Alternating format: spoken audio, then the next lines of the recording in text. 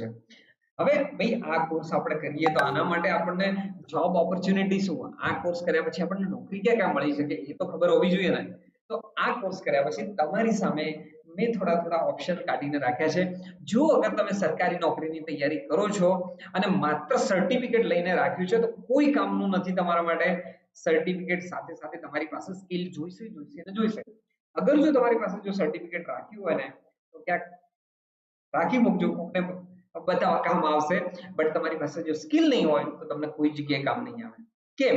કારણ કે ગવર્મેન્ટ સેક્ટરમાં સરકારમાં જે ભરતીઓ આવતી હોય છે, ચાહે ક્લર્કની વાત કરી લઈએ, ડેટા એન્ટ્રી ઓપરેટરની વાત કરીએ, ત્યાં પણ તમારે સીસીસી નું સર્ટિફિકેટ નહીં, પણ હું તમને સ્કિલની વાત કરું છું। સર્ટિફિકેટ તો તમે એક્ઝામ આપશો તો તમને મળી જ જવાનું છે, પણ તમારી પાસે સ્કિલ જોઈએ। થર્ડ નંબર ઉપર રેલવેઝની જેટલી જોબ આવે છે ટેકનિકલ સિવાયની, એ બધી જગ્યાએ જોઈએ છે। સ્ટેટ અને સેન્ટ્રલ લેવલની વાત કરું તમને, જે એસએસસી ની વાત કરીએ, સ્ટાફ સિલેક્શન કમિશન, તો એના અંદર પણ આની જરૂર પડે છે।